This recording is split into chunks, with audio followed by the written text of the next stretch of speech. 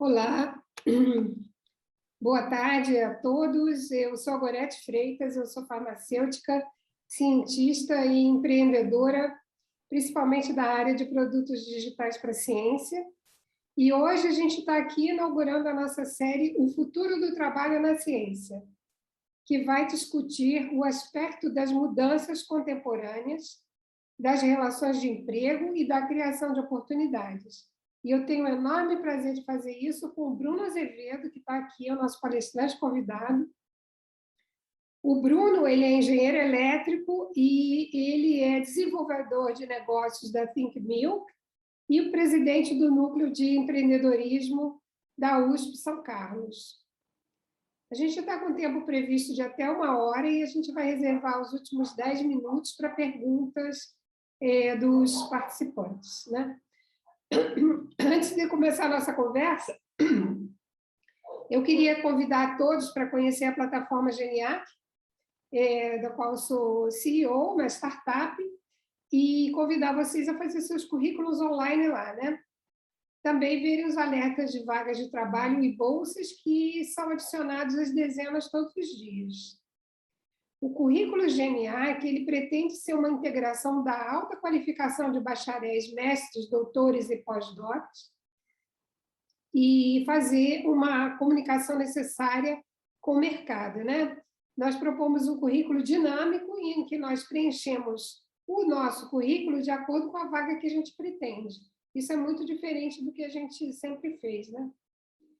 E também nós colocamos lá no currículo online da Geniac um espaço para um vídeo de apresentação. A gente faz um vídeo rapidamente, né? Esse também é uma novidade, mas eu de manhã eu recebo lá o newsletter da FEA Angels e eu vi que... Não foi no newsletter da FEA Angels, foi no debrief, que é um e-mailzinho com as principais notícias do dia, dizendo que a TikTok está lançando um currículo rápido, né, para a geração Z. Então, eu fico feliz, né? Nós não somos geração Z, quem tem mestrado, por exemplo, quem já é bacharel já não é mais dessa geração, mas a gente pode pegar uma carona legal aí, né, nessa apresentação, né? A nossa plataforma ela já está online, está disponível no endereço geniac-academy.com. Eu vou começar, então, com o Bruno. Bruno, eu queria saber e queria que você dividisse aqui com a gente. Primeiro, saindo aqui um pouquinho do roteiro, dizer que eu estava me preparando e eu pensei que, assim, quão espetacular é falar com uma pessoa que não é da minha área, né? Eu sou farmacêutica, então sou ciências da vida. E, assim, a gente sabe, né, que na academia a gente acaba vivendo numa redoma, né? A gente só fala com as pessoas que são da nossa especialidade, acaba casando com elas, inclusive, né? E não sai dali, não sabe o que o outro pensa, né? O das exatas, o das humanas, e essa série de lives ela tem esse propósito, né? Vamos conversar. A inovação sai daí, né? Sai muito daí, né? Então, eu queria que você falasse, Bruno, quem você é e o que você faz. O que é ser engenheiro e por que você se dedicou a essa área? Eu sou o Bruno, eu faço, então, como você falou, engenharia elétrica, terminando já a graduação, já fiz o curso, já agora estou trabalhando com a minha universidade, tentando retribuir um pouquinho do que eu aprendi, do que eu recebi da universidade. E eu, então, trabalho no Núcleo de Empreendedorismo da USP São Carlos, que foi fundado em 2018 e hoje em dia está com uma equipe bem legal, estamos com 34 pessoas agora no time, é o maior time que a gente já teve até hoje. E eu comecei a fazer engenharia, eu tive vontade de fazer engenharia justamente porque eu vi esse potencial desde que eu era criança, desde que eu era bem pequeno, até o ensino médio, que eu fiz um ensino técnico, que foi o potencial da ciência e tecnologia no dia a dia. Então, a aplicação de ciência e tecnologia no dia a dia. E quando eu escolhi engenharia, um dos motivos foi justamente esse. Eu gostava muito de robótica no ensino médio, gostava muito de ciência, e eu queria entender como é que a gente pode levar isso do laboratório, da universidade, de onde ela é feita, para o uso no dia a dia.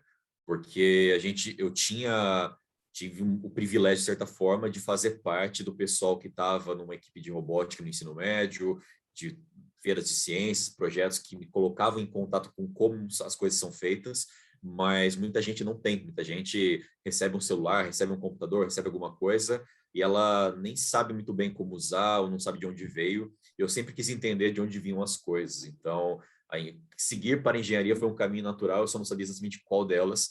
Isso eu acabei decidindo mais na época do cursinho mesmo, acabei optando por engenharia elétrica.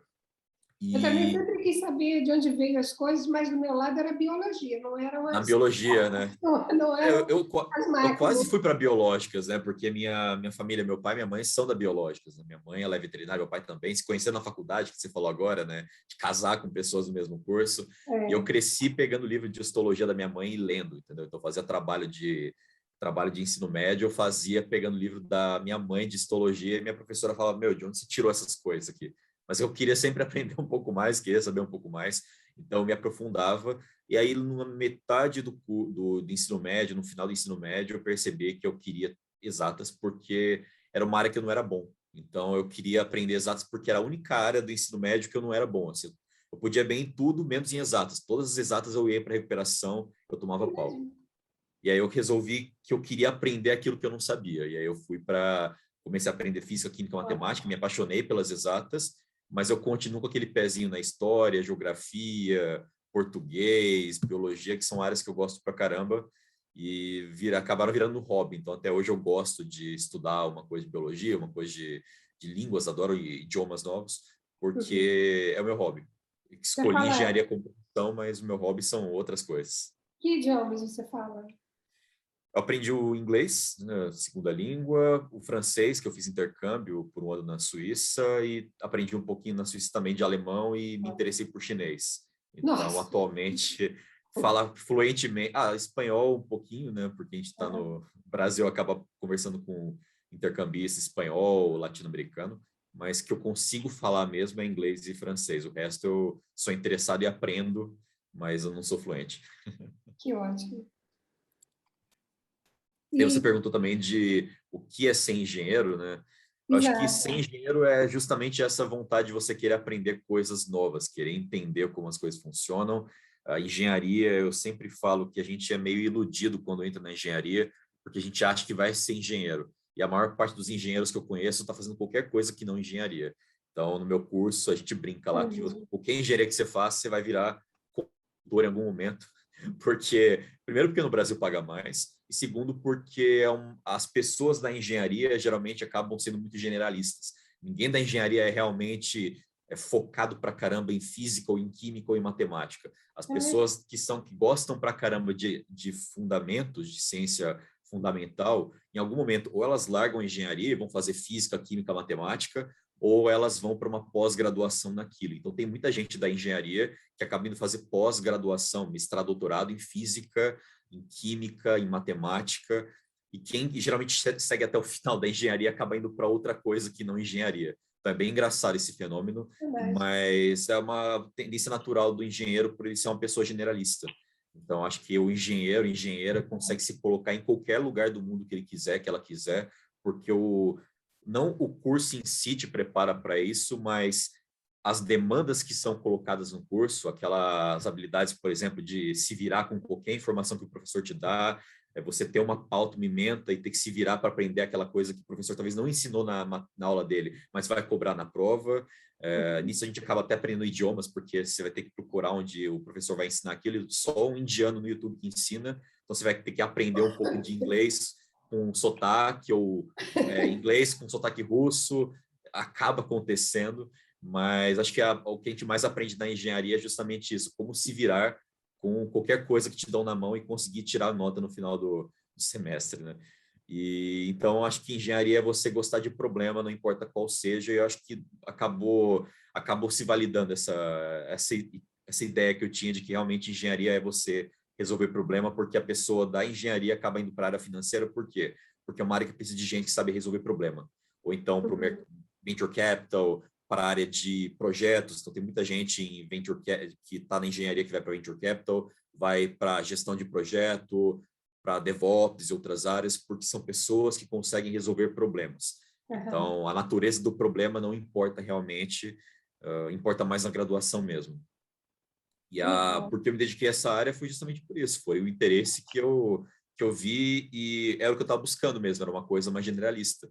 Então, quando eu percebi que eu estava num lugar que saber muito bem elétrica ou não só vai me definir se eu quero realmente ser um engenheiro eletricista ou não, porque qualquer problema que apareça na minha frente, não importa qual a natureza dele, eu vou ter que resolver, aí eu percebi que eu estava no lugar certo, porque se eu não gostasse de engenharia elétrica ou não gostasse por algum motivo daquela área que eu estava, eu podia simplesmente escolher algum outro problema de uma outra natureza, inclusive de outras engenharias, que acaba acontecendo, o pessoal que, sei lá, faz elétrica e vai para pós-graduação em engenharia de materiais, engenharia aeronáutica, aeroespacial. Então, você na engenharia, qualquer que você esteja, você consegue ir para outras áreas da engenharia que você gostar mais.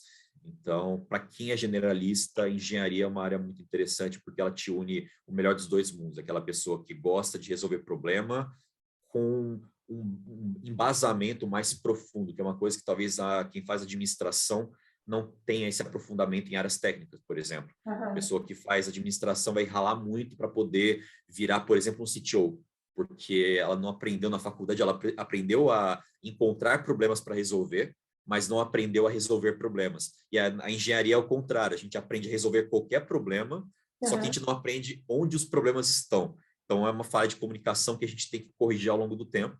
Então, quem é de uma área tem que aprender coisas da outra se quiser ser competitivo no mercado atual, que demanda muito da pessoa. Verdade. Eu achei interessante você dizer que foi buscar exatamente fortalecimento daquilo que você não era bom, né?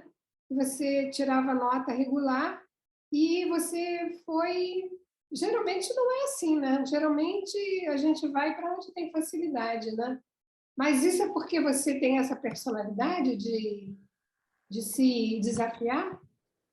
Eu acho que sim, eu gosto muito de encontrar coisas novas e encontrar desafios, e principalmente eu gosto de me expor a coisas que eu não conheço. Então, até o intercâmbio foi uma experiência boa para mim, porque eu fui morar com uma família suíça, então morei lá, tive contatos aqui eu entrei numa universidade que na hora que eu cheguei na República, a minha República era uma República da ESEC. Então, tinha eventos, né, festas e reuniões toda semana com o intercambista em casa. Então, me forcei a aprender inglês para beber cerveja com os amigos. Não era nem porque eu queria um emprego que paga melhor porque é porque eu queria beber cerveja e conseguir conversar em inglês com um alemão, com um italiano, com uma colombiana que fala espanhol e não entende o português e vice-versa. Então, a gente falava em inglês que os dois entendiam, acabava sendo língua franca. E aí eu gostava muito desse desafio de estar aprendendo uma coisa nova. No intercâmbio, quando eu fui morar com essa família, eu tive que me virar num lugar que eu não conhecia ninguém, não tinha brasileiro ao meu redor, a língua que eu tinha que falar era inglês, porque ou era inglês ou era francês, eu não falava francês ainda, então eu tive que me virar com inglês. E cada coisa que eu estava fazendo lá era uma coisa nova. Então, pegar o trem era uma aventura, fazer compra no supermercado era outra aventura, e isso me estimulava, porque dava um esforço, um trauma de vez em quando de você pegar o trem errado ou perder o trem, mas naquele processo de você se desafiar e perder o trem e ter que chegar mais cedo da próxima vez ou ficar esperando meia hora para o próximo, era uma coisa que me estimulava, eu estava aprendendo uma coisa nova. Então, no final, eu saio uma outra pessoa. Eu acho que em tudo que eu faço na minha vida sempre é pelo mesmo objetivo. Eu quero sair do que eu fiz melhor do que eu entrei. Eu quero ser uma outra pessoa quando eu terminar um processo. Muito legal. E essa experiência em outra cultura, né, é fantástica, né? É fantástico. E eu acho que não tem outro jeito senão sair mesmo do país. E de preferência, sem saber muita coisa. Com certeza. Bruno, então, como é que você vê o trabalho do engenheiro hoje e para onde ele vai? E eu vou restringir essa pergunta para a nossa realidade. Então, assim, como é que você vê o trabalho do engenheiro hoje aqui no Brasil e para onde que ele vai? Aí, para onde que ele vai, você se expande. Aí você coloca aí, mundialmente, para onde está indo essas tendências da engenharia? Bom, engenharia é uma coisa muito ampla, porque na área que você está, você vai resolver problemas e você tem determinadas coisas que você vai aparecer na sua frente, então eu conseguiria falar com mais propriedade da engenharia elétrica, mas o que eu observo de modo geral é que os engenheiros, eles estão, primeiro, eles estão ficando... No Brasil é um país que demanda muito da pessoa do ponto de vista profissional. Então, o engenheiro brasileiro, comparado com o engenheiro europeu, ele é uma pessoa mais... é, ele é muito mais operacional, ele entende muito mais do como a empresa funciona, como funciona, por exemplo, outras áreas que não só a área de engenharia hard que ele faz, apesar de que, obviamente, tem o pessoal que trabalha na parte mais hard da engenharia, que desenvolve, por exemplo, no caso da engenharia eletrônica que eu fiz, vai desenvolver os chips, vai desenvolver, fazer todo o desenho do microcontrolador, vai aprender como fazer aquele processo, como reproduzir ele na indústria, mas o que vai acontecer muito é o engenheiro ele vai entrar em áreas operacionais, então é uma pessoa muito mais, digamos assim, profissionalizante, uma área mais aplicada, mais de contato com o cliente, vendas, é uma pessoa um pouco mais plural do que o engenheiro europeu, por exemplo, que vai muitas vezes seguir uma carreira mais hard, uma pessoa que ela é engenheira eletricista, eletrônica, ela vai se focar em resolver problemas da eletrônica. Então ela vai usar muitas ferramentas dela do dia a dia do que ela aprendeu, da eletrônica, da mecânica, da aeronáutica. Então, o engenheiro brasileiro ele é muito mais operacional. É uma coisa que, inclusive, o pessoal europeu, quando vem fazer intercâmbio no Brasil, ela tem esse interesse, né? Fala, poxa, eu quero ir para o Brasil, primeiro para conhecer a cultura do Brasil, mas também porque eu acho que vai ser um lugar legal para eu pôr a mão na massa, trabalhar numa empresa, receber demanda de atendimento a cliente, vendas, lidar diretamente com o parceiro e não ficar só no laboratório, na parte técnica, tecnológica do processo. Então, acho que o engenheiro brasileiro, atualmente, como ele está hoje, ele está fazendo muito trabalho operacional, e isso acaba levando o engenheiro brasileiro a ir para áreas que não são da engenharia, porque qual que é a diferença de você vender, se você fez engenharia elétrica, qual a diferença de você vender coisas da área de transmissão de energia ou você vender coisas para vender serviços para, sei lá, para o Uber, para o iFood, para outras empresas que estão demandando pessoas que são boas em resolver problema, e o engenheiro é bom nisso, e também pagam melhor, né? Porque o Brasil, infelizmente, ainda é um país que não é muito forte em inovação, as indústrias brasileiras não inovam tanto, por vários motivos que a gente pode detalhar um pouco mais depois, mas as startups estão inovando, não importa onde elas estejam, aplicativo de celular, plataforma, e-banking, elas estão inovando. Então, se a indústria tradicional não inova, o iFood está inovando, o Nubank está inovando porque a concorrência está muito alta e eles querem expandir internacionalmente, que é o objetivo da startup, né, de ter uma escala global. Então, eu acho que o caminho do engenheiro é esse, é ir para áreas que não necessariamente são o que ele fez, mas que ele, durante o curso, ele aprende aquilo e consegue aprende algumas coisas, né, de resolver problema, e na hora que aparece um problema novo, que é você, poxa, você fez engenharia elétrica, eu fui contratado pelo iFood, ou contratado por uma outra startup. É só um problema novo. O que é como se fosse um exercício novo na sua prova, que o professor não ensinou na aula dele, mas ele vai cobrar na prova. É totalmente compatível com o que a gente aprende em engenharia, né? Se virar. Mas eu acho que esse é o caminho do engenheiro brasileiro. Mas o se virar é uma característica, eu acho que é brasileira, né? Você Brasileiro, sim. concorda comigo? Você Sim, acha com que, certeza. você acha que por essa característica nós temos um valor muito alto fora do Brasil?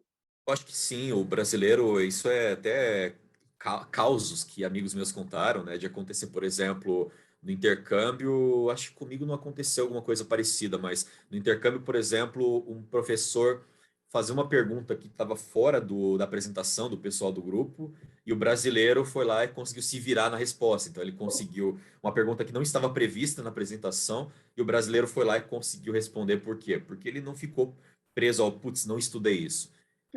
Ele conseguia interpretar e deduzir algumas coisas. Então, acho que o brasileiro é uma pessoa que está acostumada a ter essa habilidade de, pô, aparecer um problema, eu tenho que me virar mesmo, mas eu consigo contornar algumas situações, porque o dia a dia não é fácil, né? Para a gente não é Não. fácil, então o brasileiro consegue se virar. Não sei se ainda chama jeitinho, né? Não sei. Pode Jeitinho ser, brasileiro. gambiarra, que a gente chama, né? Toda cultura tem o seu termo. Lá, eu lembro que na Índia, quando eu fui para a Índia, Ah, eles têm um termo que até lá é pejorativo, que é o julgar, que é a gambiarra brasileira. Então, eles têm um termo próprio indiano para gambiarra.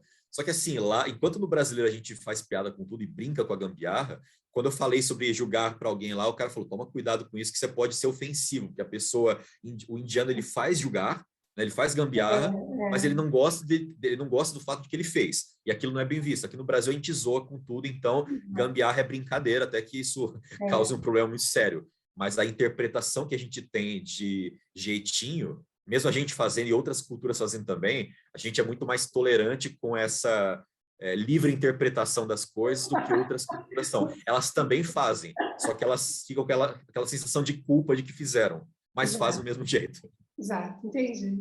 Legal. Uma vez eu tive uma dificuldade com um técnico.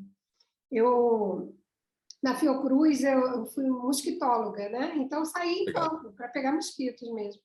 E eu tive uma dificuldade, o técnico que estava me acompanhando, ele fez uma gambiarra maravilhosa. E eu falei para ele que é, a dificuldade era a mãe da invenção, né? E que, Certeza. pois é, mas ele não gostou, não. Olha, ele, enfim, nunca mais ele foi o mesmo comigo. Então, assim, mesmo na nossa cultura, a gente tem que ter cuidado mesmo, né? Ah, com certeza. Mas, assim, a outra coisa que eu te perguntei é para onde que a engenharia vai no mundo? Para onde que você vê, assim, o emprego de engenheiro, né? Que eu não sei, como eu falei, como eu estou na área de ciências da vida, eu tenho uma realidade. Não sei se essa minha realidade é parecida com a das ciências exatas, e principalmente da engenharia, e principalmente da engenharia elétrica, né, que a gente vai afunilando aí. Mas como é que você vê o emprego do engenheiro hoje? O do engenheiro elétrico? Como você Bom, está agora respondendo? eu posso pensar até um pouco mais globalmente, que é a comparação entre o que a gente faz no Brasil em relação ao que pessoas fazem na Europa, por exemplo, que o engenheiro europeu, ele é muito mais.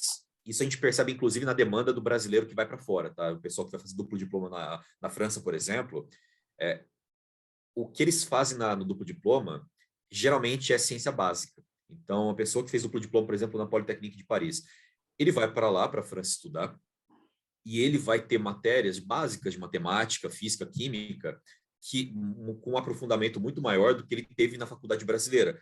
E aí que eu falei, né? O brasileiro, quando o europeu vem para o Brasil, ele vai ganhar muito mais a parte operacional, a parte de resolver problemas, de engenharia per se, enquanto o brasileiro, quando vai para fora estudar, ele vai, na ementa dele, vai estar, bom, você vai aprender mais ciência de base, por quê? Porque a gente sabe que você, no Brasil, é muito mais operacional e você precisa ganhar o conhecimento mais de base, de ciência, que talvez quem teria aqui no Brasil seria quem fez, por exemplo, matemática. Então, a cobrança de um engenheiro em relação à matemática não é tão alta quanto de alguém que fez matemática, mas quando você vai para a Europa, a demanda é muito alta, porque no bacharelado desde o bachelor, eles têm uma cobrança muito alta em matemática, física e química pura.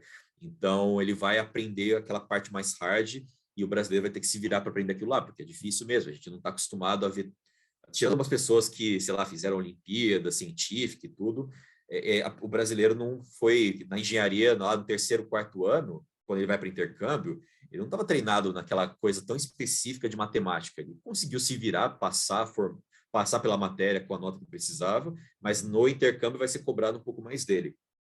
Por que isso é importante? Porque o engenheiro europeu, ele geralmente vai encontrar mais oportunidade justamente nessa parte hard. Então, se você fez, por exemplo, engenharia elétrica, muita gente que fez engenharia vai para trabalhar no CERN, que é um lugar que a gente pensa que, pô, tem um monte de físico, químico, matemático, Aham. mas não, tem engenheiro também no CERN, tem engenheiro no Bell Labs, lá nos Estados Unidos, então o engenheiro europeu ele acaba indo para áreas muito hard, porque na Europa acontece muita inovação de ciência, deep tech, hard science, então aquilo tem muita demanda. Talvez o brasileiro que se especializa muito numa área engenheiro ainda por cima, numa área muito técnica, muito profunda, ele vai ter que ir para fora do Brasil se ele quiser ter aquele conhecimento que ele ganhou aproveitado para alguma coisa. Senão ele vai seguir a área que a gente falou agora de ir para áreas mais operacionais, ir para a área de, por exemplo, vendas, venture capital, investimento, que são áreas importantes para caramba, mas que talvez ele não tenha se preparado durante a faculdade para aquilo. Então depende muito da demanda. O que eu acho que vai acontecer no Brasil é o que a gente está, inclusive, trabalhando, né, no núcleo de empreendedorismo da USP São Carlos. A gente tem o programa No Start, que é uma pré-aceleração de startups deep tech, então startups que nasceram de pesquisa científica, muitas delas pesquisas que nem foi a pessoa que começou, foi o professor dele 15 anos atrás, e aquela pesquisador está só pegando um pedaço da pesquisa para dar continuidade. O que a gente quer é falar, bom, você já pensou que essa pesquisa que você faz pode virar uma startup, pode virar uma empresa que tem potencial para gerar emprego, gerar receita, gerar, sei lá, você vai continuar na área que você sempre gostou, fazendo pesquisa que você gosta, só que agora criando uma startup em cima daquilo e gerando benefício para outras pessoas, para quem você vai contratar, para pessoas que vão usar a sua tecnologia, que pode ser ou uma coisa B2C para um cliente, mas pode ser uma coisa também para empresas. Vamos supor que você criou um processo novo de sei lá, de descobrir moléculas novas ou criação de tecidos orgânicos ou sintéticos, e você vende esse processo para uma empresa como, não com o método tradicional brasileiro de licenciamento de tecnologia, mas como uma startup. Você vende para ele, fala, ó, você vai ser investidor dessa tecnologia, ou você vai comprar, fazer um M&A, uma aquisição da empresa. Então, acho que a tendência que já acontece na Europa, né, de você criar, nos Estados Unidos também, você criar uma startup que tem uma base científica muito forte, isso vai acabar acontecendo no Brasil também. Um spin-off. Um spin-off de um laboratório, exatamente, um spin-off. Vai acontecer no Brasil também porque, digamos assim, que o mercado de plataformas digitais, de startups digitais, está saturando. É muito aplicativo de celular, é muita plataforma de pagamento. O que vai acontecer? No futuro, não vai ter espaço para 2 Ubers, ou para 2 iFoods, ou para 2 Nubanks. Vai chegar uma hora que, beleza, qual é o tamanho do mercado? Qual é a estrutura máxima possível de concorrência? É talvez o Uber e o 99 em cada país. Vai ter o Uber e vai ter um outro concorrente nacional. Não vai ter um terceiro, porque não tem espaço para um terceiro. Então, o que vai acontecer é que investidores vão perceber, olha, a gente está investindo demais em coisas que fazem a mesma coisa. Talvez é uma startup ali que faz um processo diferente, que pode ser comprado por uma empresa maior, que é o que a Magazine Luiza está fazendo, de comprar várias pequenas startups para fazer transformações digitais nela. Então, uma que faz, sei lá, algoritmos para melhorar a venda e aquisição de cliente, uma outra de distribuição, uma outra de marketing. Vai chegar uma hora que não vai ter mais, a Magalu não vai comprar mais uma empresa que faz a mesma coisa que ela já comprou. E vai chegar uma hora que as concorrentes no mercado vão já estar tão grandes que não vai compensar você fazer uma outra empresa para competir com ela, porque não tem mais espaço na estrutura de mercado para uma concorrente. Então, o que vai acontecer? Vai ter espaço para inovações disruptivas do ponto de vista científico, tecnológico. Então, não é você criar um novo aplicativo, é você criar um método diferente de você fazer um processo de materiais, tecidos, exames médicos. Então, imagina que hoje em dia tem muita startup nascendo, inclusive alguns engenheiros lá de São Carlos criaram uma startup na área de health tech. Então, é um sistema, uma plataforma de diagnóstico médico, mas vamos tentar ir um pouquinho mais para baixo no processo. Você tem um aplicativo que melhora o acesso a médicos. Isso é importante no Brasil hoje em dia.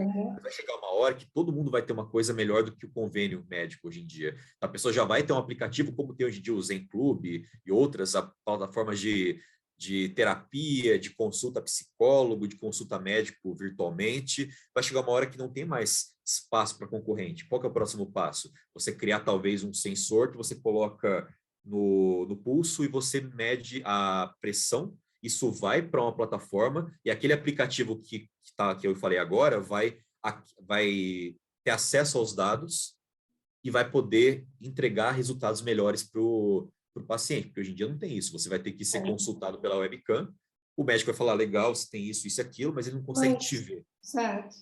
Vai ter que ter tecnologias melhores para poder romper essa parede que tem entre a gente agora. Por exemplo, aquilo que a gente fala de sensor de aroma ou Exato. sensor de toque. Era o meu Quem que exemplo. vai criar esses sensores? Vai ser o engenheiro. Vai. Porque a pessoa que trabalhou, sei lá, 20 anos, por exemplo, o criador do Nubank, ele tem uma experiência de mercado financeiro tradicional. Ele resolveu criar uma startup, mas ele não vai para o laboratório fazer um sensor novo para melhorar, sei lá, para sei lá, identificar a pessoa pela íris dela. Ele não vai fazer isso. Ele vai comprar uma empresa que faz aquilo. E quem faz a empresa que faz aquilo é o engenheiro que estudou aquilo lá. Então, o papel do CTO, da pessoa que entende hard science, que entende tecnologia, vai ser cada vez mais valorizado, e a gente precisa de engenheiros cada vez mais se aprofundando na parte técnica, mas também com uma visão de mercado para saber vender aquilo que ele criou para fora. E é isso que a gente está fazendo aqui no InnoStart. Quem está ouvindo essa live, né, e quem vai ouvir, vai ficar gravado, né? Vai ter várias ideias de negócios, né? Você deu várias ideias de negócios aí. Precisar, estamos aqui. E assim, você acha que as pessoas estão preparadas para isso que você está falando? Elas saem da graduação, saem lá do seu mestrado, doutorado, entendendo onde elas vão entrar ou cair? Acho que não. Eu acho que não. Tem um texto que eu escrevi uma vez, acho que foi na época acho que foi no começo do governo atual, que foi quando o ministro da Educação, na época, fez aquele programa do Futurice, que foi uma polêmica e tudo. E eu falei no texto do Futurice, aquele programa que ia ser do governo federal, daí tem várias interpretações, né, de empoderar as universidades, ou na visão de outras pessoas, se aquilo lá ia matar a universidade. Mas qual que foi o ponto? Eu escrevi naquele texto que o ponto principal do Futurice não é o programa em si, ou quem está criando o programa, que talvez, acho que uma coisa importante aqui é justamente quem criou o programa, né? O governo que está atualmente teve tanta polêmica em relação a se ele aprova a ciência ou não. Se outro governo que fosse mais entusiasta de ciência fizesse um programa como esse, talvez a interpretação fosse outra. Mas o que eu percebi? Que a discussão em pauta não era o Futurice em si. A discussão em pauta era: a universidade não está cumprindo o papel dela de formar pessoas e entregar aquilo que a pessoa que entrou na faculdade estava esperando. Porque o que acontece? A expectativa de um estudante quando entra na faculdade é diferente do que a universidade entrega para ele no final. E isso acaba fazendo muitos engenheiros ou largarem a faculdade para fazer outra coisa, mudar de curso, sem entrar em casos fatalistas como suicídio, que acontece muito também, conheci alguns casos. Então, e não é só no Brasil, tá? Eu posso passar, no meu texto mesmo eu falo sobre um filme indiano que é super famoso, foi blockbuster na época, chama Três Idiotas, que conta justamente essa história de você, e o personagem principal do filme fala justamente isso. Você é apaixonado pelo aquilo que você era quando entrou na faculdade? E tem vários casos no filme sobre isso. Então, as pessoas ao longo da faculdade vão se desiludindo com o curso porque a faculdade não entrega aquilo que ela prometeu ou que a pessoa esperava da faculdade. A faculdade forma pessoas muito acadêmicas, enquanto a pessoa que entra na faculdade brasileira, ela não vai encontrar emprego 100% acadêmico, a não ser professor, seguir carreira acadêmica de fato, porque como a gente falou agora, não tem mercado tão hard science no Brasil. Se você se formou em física quântica, o pós-doutor em física quântica, você não vai trabalhar na Bell Labs. Não tem uma Bell Labs no Brasil. Você vai ter que ir ou para fora do Brasil, para trabalhar numa empresa como a CERN, como a Bell Labs, ou você vai ter que continuar a pesquisa na universidade, tentar docência e tudo, ou fazer concurso em uma outra coisa. Eu conheci muita gente com doutorado que foi prestar concurso na Receita Federal. Isso é muito triste, porque a pessoa mudou completamente e não foi por opção, porque era o que tinha naquele momento. Então, eu acho que a faculdade brasileira, ela precisa entregar aquilo que ela se propôs. Isso é um ponto que ela tem que mudar toda a grade curricular para ser mais atual, para ela ter uma fricção, né? A universidade ela é muito resistente em ensinar tecnologias novas, porque a visão da universidade é que ela tem que ser mais generalista, então ela tem que ensinar uma coisa que vai durar 20 anos, mas hoje em dia, nada que se aprende dura 20 anos. Não adianta você aprender como usar um microchip da época, que foi o que eu aprendi na faculdade, um microchip, lá, um processador, controlador, da época do Game Boy, sendo que hoje em dia não existem mais Game Boys, a tecnologia é outra. E na Suíça, eles já tentam fazer parcerias com empresas. Por exemplo, no curso que eu fiz sobre sistemas embarcados na EPFL, na Suíça, a gente tinha uma parceria do professor com a Nintendo para a gente poder usar o Nintendo DS, né, o videogame mais moderno da Nintendo, na sala de aula. Enquanto na universidade, na USP, que é a melhor do Brasil, considerada a melhor do Brasil, da América Latina e tudo, a gente usava um processador dos anos 80, 90, 80. Então, tudo bem, eu vou aprender como funciona o processador por dentro, mas na hora que eu for para o mercado, aquele conhecimento que eu ganhei vai ser mais por prazer, por hobby, do que para realmente usar aquilo diretamente.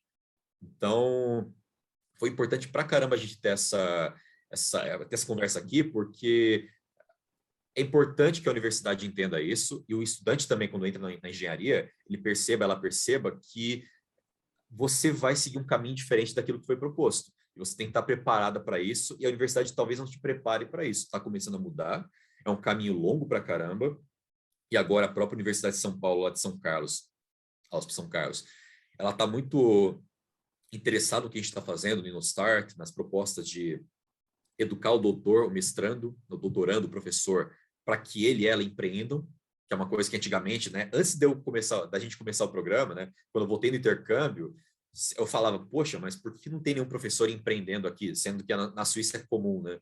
E o pessoal não entendia, poxa, como assim professor empreender? O professor Pergunta é essa. não é pago para empreender. E a gente começou a falar sobre isso até o ponto que perceberam, poxa, isso é legal, isso é possível, isso é bem visto agora, está começando a ser bem visto.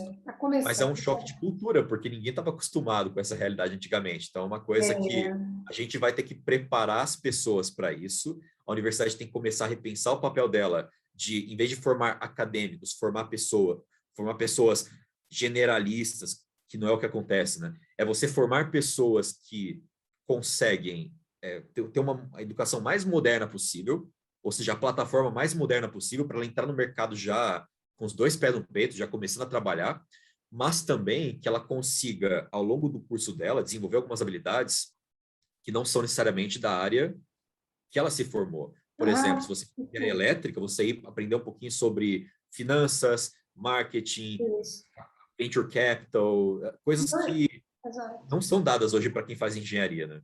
E onde você recomendaria o aprendizado dessas características, né? desses novos comportamentos, essas novas habilidades? Onde a pessoa procura? Já sabendo que vai ter esse tempo mesmo de adaptação da universidade, né? E talvez, quando eles se adaptem, já esteja velho, né? Então... Sim, exatamente. Acho que, a primeira coisa que eu acho que é muito importante é você, aliás, falar coisa zero, que eu acho que é a importância muito alta e a gente não valoriza tanto pelos motivos certos. Primeiro, aprender um segundo idioma, de preferência o inglês para começar, porque é um idioma que abre muitas portas. Não é só de emprego, porque hoje em dia meio que saber inglês você não fez mais que obrigação, então eu estou vendo isso nos estágios, né? Quando eu comecei a prestar estágio, quando eu comecei a procurar também, eu comecei a buscar vagas de estágio para entender como é que eu ia contratar alguém para minha startup quando ela estivesse no mercado, né? Eu estava montando uma startup, então estava buscando, poxa, o que os empresários, os programadores, as pessoas da engenharia têm que ter para ser contratado para uma startup, para que eu possa saber como escrever minha própria proposta de emprego para alguém que quer entrar na minha, né? Mas eu comecei a perceber que... Isso é muita independência da sua parte. Desculpa te cortar, né? Mas isso é algo que também as pessoas precisam aprender, né? Exato. Com certeza. Eu acho que é você saber entender, primeiro, entender como as coisas funcionam, tentar desmiuçar, né? Poxa, é uma vaga de, por exemplo, de business developer, né? De gestor de gerente de negócio. O que uma pessoa que é dessa área, ela tem que saber para ela ser boa naquela área? Poxa, pegar algumas vagas e começar a olhar, poxa, cobra isso e aquilo. Daí vai para o YouTube, vai para o Google, pesquisa ali, poxa, por exemplo, curso de finanças, curso de alguma coisa. O Coursera tem muita coisa gratuita, isso é bem bacana. O Coursera tem, o edX tem várias plataformas, o YouTube tem várias playlists agora que você consegue... a pessoa está querendo ensinar aquilo lá para ela também gerar valor para o mercado, sabe? Ela está ensinando de graça porque ela quer que alguém olhe para ela e fala, pô, você não quer trabalhar para mim? Isso acontece muito, por exemplo, para quem faz data science. Hoje em dia, tem um professor da USP São Carlos que ele foi contratado pelo Itaú. Ele era professor de regime exclusivo, dedicado à USP, e ele saiu da USP para trabalhar no Itaú, justamente na área de educação de novos data scientists. Então, é uma pessoa que ele tinha um canal no YouTube para ensinar aquilo, ele trabalhava na universidade, era professor, tinha um bom salário, uma posição que muita gente não quer largar, porque está na universidade, né, professor, está lá como concursado, mas ele queria se desafiar. O pessoal viu uma qualidade nele, que ele era bom em educação, e ele era bom em data science, que é uma área que está cada vez mais demandando gente e contratando gente. Então ele falou, bom, vou trabalhar com educação no Itaú. Então ele trabalha com a parte de educação de novos cientistas de dados que vão entrar no banco. Então, inclusive, agora teve propaganda na TV de contratação de data scientists, né? Aquela propaganda do pai falando sobre a filhinha dele que está querendo ser cientista de dados. Então, isso é muito bacana, porque as pessoas que têm o conhecimento da ciência, da pesquisa, eles estão sendo demandados pelo mercado, porque o conhecimento hard, passar, sei lá, 10 anos da sua vida aprendendo alguma coisa, quase ninguém faz isso hoje em dia. Você não vai voluntariamente falar, bom, eu vou pegar uma hora do meu dia durante 10 anos para aprender alguma coisa. Você não vai, porque cansa pra caramba. Se ninguém está te obrigando a fazer aquilo, ou se você não é apaixonado por aquilo, você não vai fazer aquilo lá. E a pessoa que é da ciência, da academia, ela gosta daquele problema, ela quer, se apaixona, quer fazer aquilo. Então, na hora que você... e a hora que você encontra a pessoa que, poxa, passou 10 anos esmiuçando um problema, você coloca ela no lugar certo, na profissão que é para ela, aquilo tem um casamento muito legal. Então, no Brasil ainda é muito forte em data science, na área de TI, porque de fato está faltando gente para o mercado de TI, de ciência de dados, BI, Big Data, mas outras áreas futuramente no Brasil vão ser importantes também. Você ter alguém que entende de computação quântica, ou alguém que entende de rotas metabólicas de alguma coisa muito bem para ir trabalhar para uma biotech.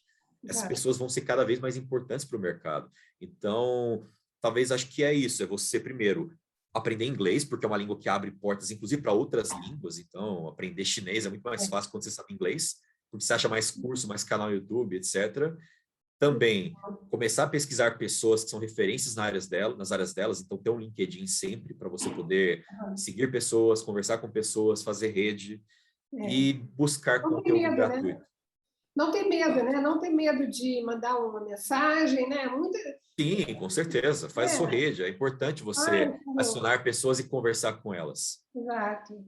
Porque muitas vezes você fica assim, achando que a pessoa não vai te responder, né? Fica com medo de ter uma recusa, mas não pode, né?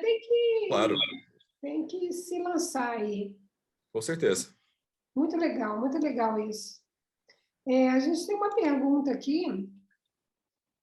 A pergunta é do Luiz Caires, e a gente já está mais ou menos na hora mesmo de abrir para as perguntas, então, se alguém tiver mais outra, por favor, coloque aí no chat, né?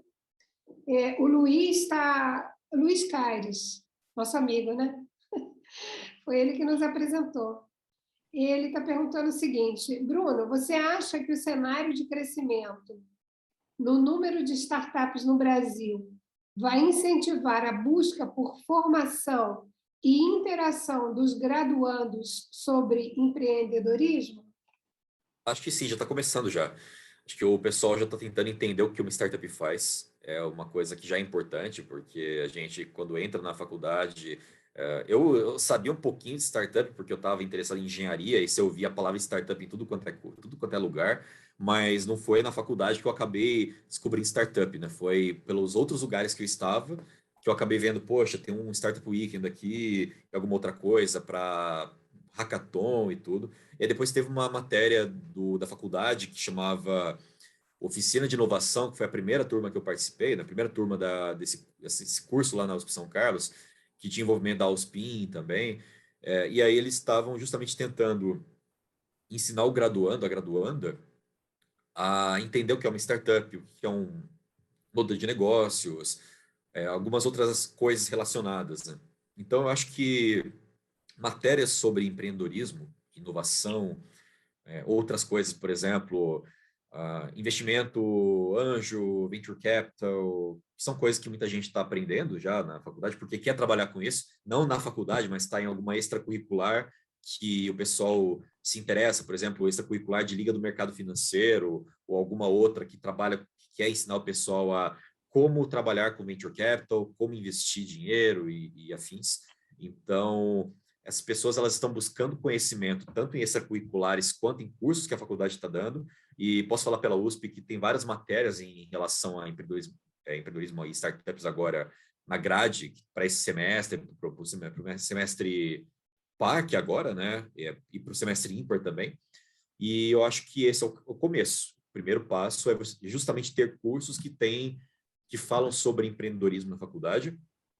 Mas eu acho que mais do que matérias de empreendedorismo, é você criar um lugar que seja amigável a você começar a empreender, amigável a investidores estarem ali olhando, olheiro de startups. Então, se você criou uma startup no laboratório ou na tua casa, no computador, você tem algum programa de aceleração ou algum programa de pitch, né, para você apresentar e conseguir algum recurso, premiação ou investimento. Isso tem que estar na universidade. Isso na Suíça já acontece. Você tem fundo de venture capital dentro da faculdade. Então, você consegue apresentar tua startup, você está, sei lá, andando na faculdade, você olha um banner ali, vai ter apresentação hoje, vai ter pitch night hoje. Você fala, vamos lá, vamos. Você vai lá, apresenta tua startup e pode sair de lá com um cheque. Porque isso é abundante, eles estão buscando. Então, criar uma universidade em que não só as pessoas estão buscando formação, porque elas já estão começando a buscar, mas também que isso vai além, porque o problema que existe hoje em dia ainda, é muito forte isso, é que startup, na cabeça de alguém que está na faculdade, é basicamente Canvas, modelo de negócio, fazer pitch, e não é bem assim. Startup é uma empresa. Ela tem toda a parte operacional, parte de vendas, marketing, tem que falar com o investidor, tem que captar. Então, startup é uma empresa. Ela não é você fazer Canvas ou você fazer protótipo, fazer aplicativo, não. É uma empresa. Você tem que enxergá-la como uma empresa. Então, você colocar pessoas que olham para a universidade como aqui é um lugar que tem muita gente boa que pode criar novas empresas, é fundamental para que pessoas percebam, poxa, eu poderia estar indo para o mercado financeiro, seguindo carreira em engenharia e trabalhar numa startup, ou eu posso ir para a área acadêmica, virar doutor, virar professora, virar mestre, alguma coisa, ou eu posso seguir a carreira do meio, uma terceira via que é eu empreender. Pode ser em ciência, pode ser em aplicativo de celular, não importa, mas você enxergar e empreender como uma opção de carreira e não uma loucura, uma epifania que alguém vai olhar para você e falar, você quer passar fome? Porque até 10 anos atrás era isso, você quer empreender, você vai passar fome. Agora já tá, cara, tudo bem, você quer empreender, tem iFood, tem Uber e tal, mas não é melhor você conseguir emprego primeiro e no futuro você empreender? Então, você ainda é meio desestimulado no Brasil, não só no Brasil, tem outros países também, mas você é meio desestimulado a empreender de cara, meio que você vai tentar ganhar dinheiro, ficar com a vida feita, aí você vai empreender porque já conseguiu tudo que você podia na sua vida. E eu acho que não é bem assim. O momento propício para você fracassar, errar, é justamente quando você tem 20, 30 anos. Se você, sei lá, tentar trabalhar no mercado financeiro por 20 anos, daí você já tem filho, família, aí você vai começar a brincar de startup, pode não ser a melhor opção. Você poderia, sei lá, fazer o contrário, já começar a empreender agora, tentar ter uma saída, vender a empresa, ganhar alguns milhões e aí falar, não, agora eu vou aproveitar a vida. E você ficar postergando quando você vai aproveitar a vida, eu acho meio Mesmo porque desonesto com você mesmo, né? A gente tem aqui um comunicado, Liseila Martinho, você conhece? Não conheço. Liseila, era bom você falar, mas como não abre, né? Eu vou ler aqui o que você escreveu. Desde 2019, eu e mais 2 professores estamos com uma disciplina Inovação e Empreendedorismo na Saúde, na FAMERP, em São José do Rio Preto. Muito legal. Na primeira turma foram 6 projetos, na segunda, em 2020, tivemos 22, e desses 22, 15 foram feitos protótipos. Uau! Bacana. Muito legal. A gente conseguiu chegar... falar, então fala. A entrega foram os protótipos, né? Porque é uma disciplina de mestrado, doutorado, que tem que ter começo, meio e fim. E a gente praticamente está desbravando, assim, porque a saúde não tem essa pegada de mercado, né? Eles até acham que a gente fala, quando você fala empreendedorismo, eles acham que é mercantilismo. E aí a gente tem que quebrar um pouco isso, e é durante o processo da disciplina que vai acontecendo.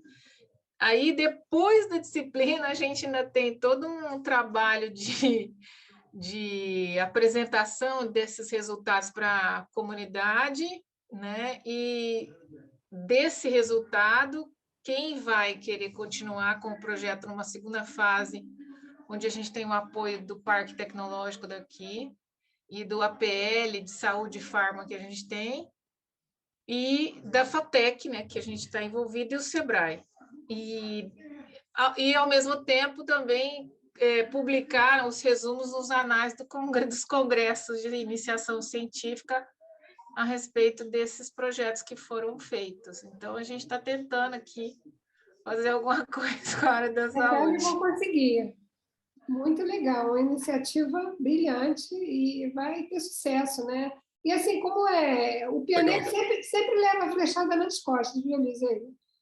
Como é que é? O pioneiro sempre... como é que você sabe que alguém é pioneiro em alguma coisa? Ele tem uma flechada nas costas. Então. Não, é verdade. Mas você sabe que a gente começou com isso em 2019, no primeiro semestre, com o Hackathon da Saúde, que nós fizemos aqui, com a demanda do hospital de base, que é um hospital referência aqui, com problemas nas UTIs, né? Então, aí a gente fez um hackathon tudo junto lá, e foi legal. Tivemos apoio das empresas, foi bem legal. Muito bom. Obrigada aí pela sua intervenção também. Obrigado, muito legal. Parabéns pela iniciativa. Isso que ela falou faz muito sentido. O que você falou faz muito sentido, que a gente está tentando quebrar essa barreira de, poxa, na saúde, não é só na saúde, é em várias áreas. Na faculdade mesmo, você fala, poxa, você pode lucrar com uma coisa da academia. A pessoa fica chocada, como assim você vai lucrar com uma coisa feita na universidade? O que a gente está tentando mudar a cabeça do pessoal é que não importa se você vai ter lucro com aquilo, pode ser que o professor fale, olha, não quero ter lucro, eu já tenho um salário bom, ganho, sei lá, 8 mil, 10 mil, 15 mil, não importa quanto. Agora o que eu quero ter uma porcentagem da startup que eu estou criando, e eu quero que todo o dinheiro que eu ganhar no dia que ela for vendida, vamos supor que ela seja vendida por 100 milhões, eu tenho 1% da empresa. Tá, então você vai ter R$1 milhão na tua conta na hora que ela for vendida. E você fala, não, eu quero que esse dinheiro vá para o meu laboratório, que eu quero ter bolsa, quero ter equipamento, não quero ficar rico, eu quero que o meu laboratório não dependa de um governo que pode mudar amanhã e resolver cortar metade do orçamento, que já está acontecendo.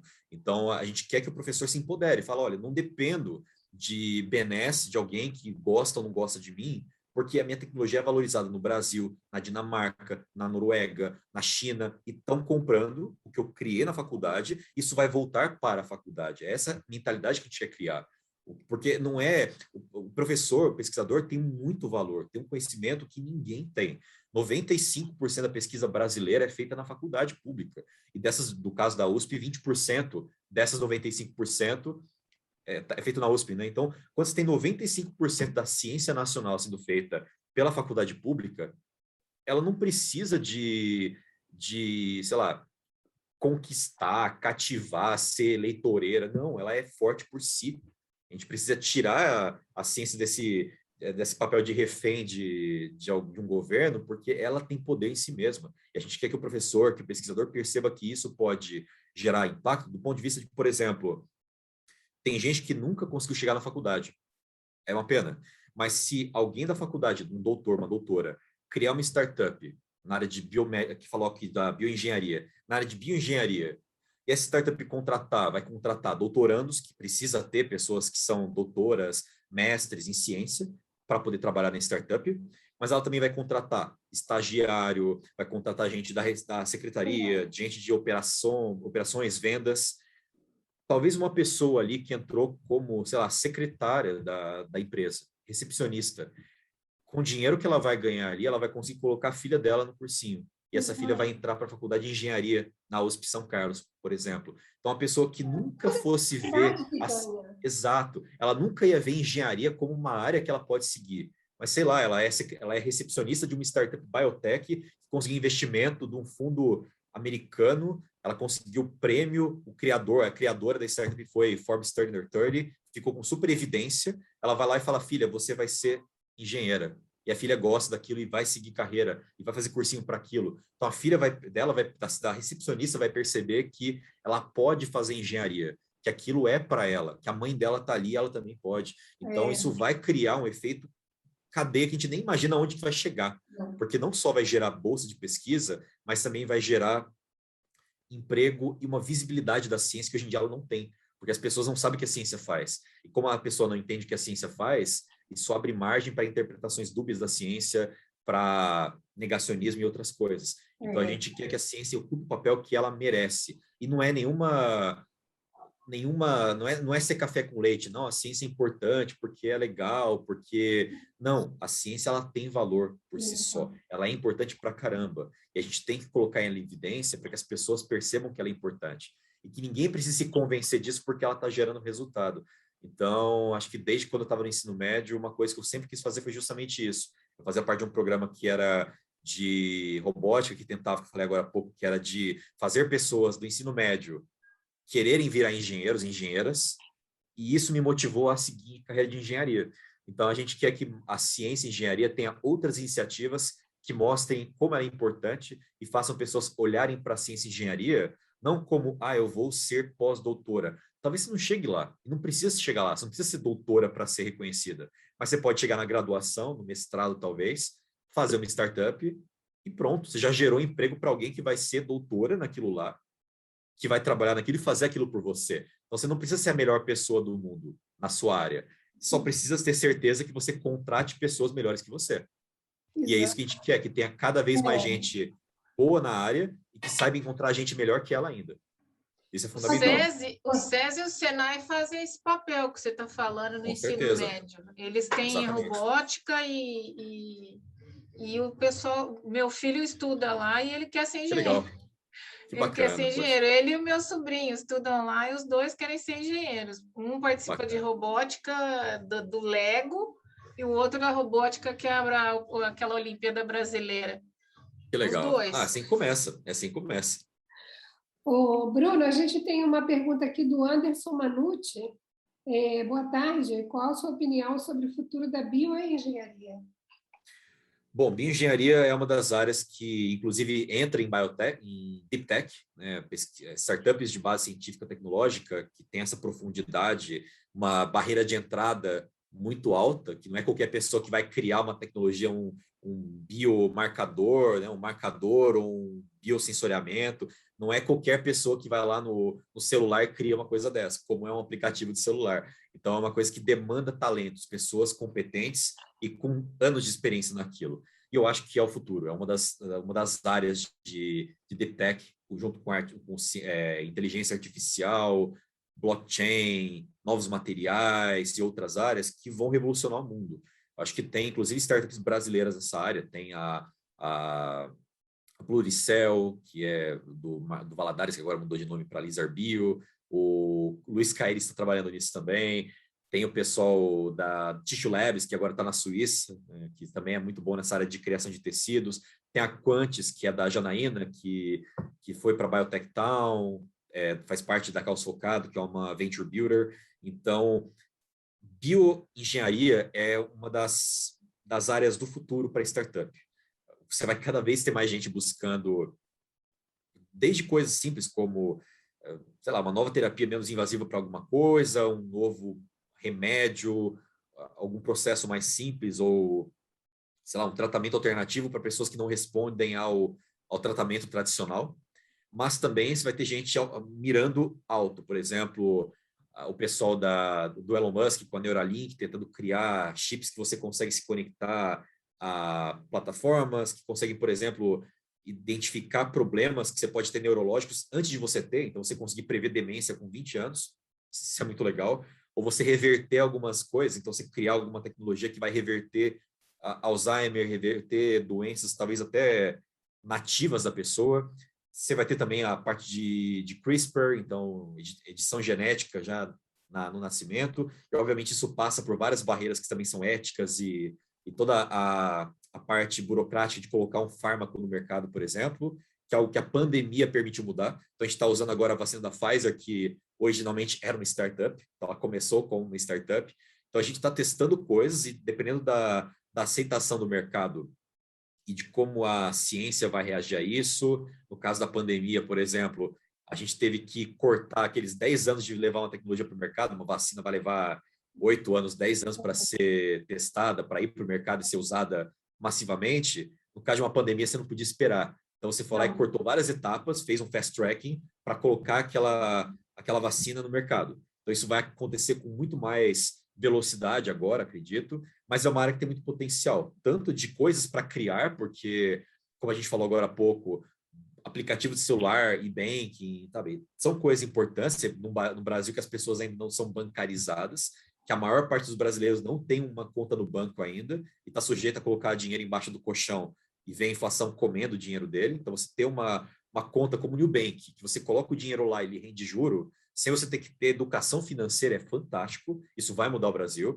mas também ter alguém que cria uma tecnologia que vai melhorar vai, sei lá, tratar uma doença, encontrar uma cura para uma doença, prevenir doenças, monitorar aparecimento de doenças, é algo que tem muito potencial e digamos assim, que tem muito espaço para inovar nessa área ainda. Então, acho que vai ser uma área importante não só no mundo, que já está sendo, mas no Brasil também. E a gente tem talentos para isso. Então, o que falta agora é, primeiro, a gente levar essa visão que a Liz Leila está tentando trazer também lá para o pessoal, de fazer o pessoal da faculdade enxergar a pesquisa delas como uma startup, encontrar também empresas que podem comprar, porque uma startup, uma empresa foi feita para ser vendida, então, já desde o começo pensar, olha, eu vou começar meu doutorado, porque eu quero criar uma terapia para autismo, como tem a Tismu, que é uma startup nessa área, e eu quero ser vendido para a Novartis.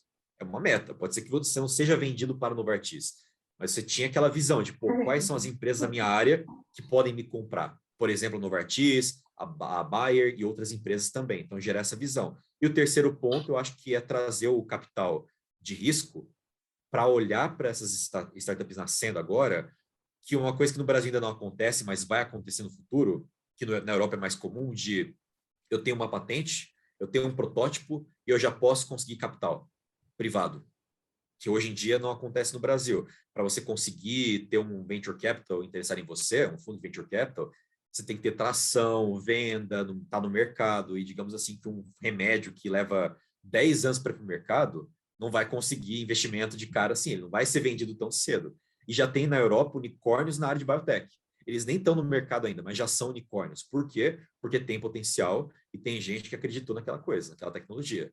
Então, talvez criando esse ecossistema em que pessoas querem criar startup com base na pesquisa e empresas, fundos de venture capital, investidores anjo, já comecem a ver potencial naquilo, isso vai se tornar uma realidade. E os números são, assim, apesar de ser difícil uma startup de biotech ir para o mercado, porque isso leva 10 anos em média e custa em torno de $1 bilhão entre pesquisa, homologação, validação e tudo, na hora que ela vai para o mercado, ela vale pelo menos 10 vezes aquilo. Então, você colocou $1 bilhão e saiu $10 bilhões.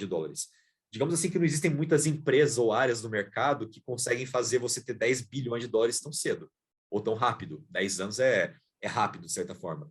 Mas a biotech tem esse potencial de criar vários unicórnios. Então, a partir do momento que a gente tiver um ecossistema que olhe para essas biotechs e enxergue nelas o futuro do Brasil, você vai ter muita gente querendo ir para essa área.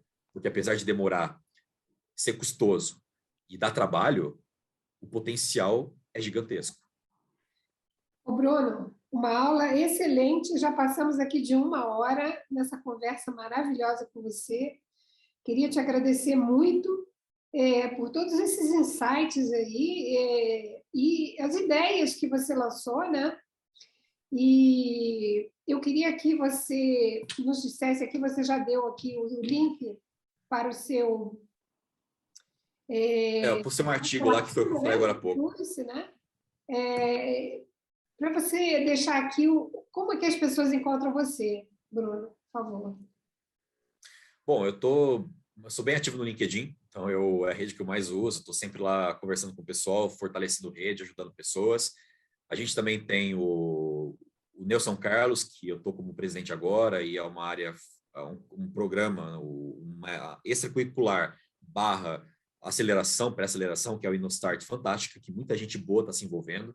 Então, quem tiver interesse, eu vou até mandar aqui o formulário, que é a gente vai ter um speed dating agora no sábado, né? Vai ser um speed dating, que é um evento para você encontrar startups ou encontrar investidores. Então, a gente está tentando focar nas startups do InnoStart, que são 17 startups. E se você estiver, sei lá, buscando sócio, ou buscando estágio, ou querendo investir em startup de base tecnológica, científica, a gente recomenda vocês passarem por esse evento, que vai ser no sábado. Vai ser super legal, vai ter networking aí também, fora o speed dating. Bruno. Então, eu vou estar lá, quem quiser conversar comigo, eu vou estar lá no sábado, o dia inteiro, das 10 da manhã até as 3 da tarde. Bruno, você está em São Carlos? Estou em São Carlos. Você conhece aí, Impacta Hub? Impacta Pessoal Hub, da área da saúde? É de Ribeirão Preto? Não, ele está com o Sanca Hub, não é? O Sanca Hub, sim, Sanca Hub, sim. Isso, eu acho que ele está com parceria com o Impacta Hub de Ribeirão, Isso. então. Isso, a gente tem contato com eles. Ah, tá. Eu participo com o pessoal do Singularity lá e tem um pessoal do Sanca que está lá também, no Impacta também. Bacana. Não, isso é fundamental. O Sanca Hub é muito legal porque são várias pessoas que têm startup ou que estão na área de startup, se interessam pelo assunto, que elas postam no WhatsApp, Telegram. Então, elas estão conversando para trocar experiência, sei lá, buscar alguém para trabalhar na startup, ou buscando emprego, ou divulgando o que fez. Então, é muito legal. A gente tem alguns investidores aqui de Rio Preto que estão no Supera Park lá em Ribeirão. Legal. A gente tem muito contato também com o pessoal da Arena Hub de Barretos, do Hospital de Amor. Já ouviu falar? Já ouvi falar. Muito legal. O pessoal também é bem mexido. Estou fazendo também com essa parte de aceleração lá. Bacana. Nossa, a gente tem muito interesse. Se tiver interesse também em fazer parcerias e tudo, a gente está buscando, a gente tem um cluster, a gente tem 17 startups divididas em 5 clusters, e um deles é saúde e educação. Então, startups que têm potencial na área médica ou na área de educação, ou os dois também, tem uma startup na área de educação médica, que é super legal. São Carlos e Rio Preto são bem parecidas, porque hoje eu fiquei sabendo que a gente tem um Pollen Hub aqui, na área de EdTech também, que é o pessoal que está investindo nisso.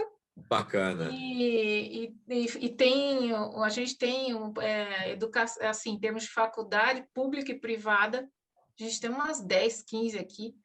3 públicas com a Unesp, FATEC e FAMERP, e o resto tudo privado. Só que tem 3 cursos de medicina aqui, 2 privados e 1 público, que é violento. Muito bom. Vamos nos conectar via LinkedIn. O Carlos Goldenberg está dizendo que o Bruno é um exemplo vivo do mantra qualquer que seja o futuro, lá estará um eticista. Forte abraço a todos. Obrigada, Carlos. Goldenberg nem sabia que ia participar, mas Goldenberg estava no meu TCC, na minha apresentação. Um grande professor da elétrica que está trabalhando com ética para engenharia e gosto muito do Carlos, do Goldenberg. Obrigado, Goldenberg. Então é isso. Muito obrigada, Bruno. Você fecha essa nossa live. Na verdade, você abre com chave de ouro a série de lives. Eu espero e convido vocês para continuarem com a gente. Vamos falar de ciências humanas, ciências da vida. Foi fantástico. E eu deixo a palavra com você para encerrar essa nossa live. Bruno, muito obrigada.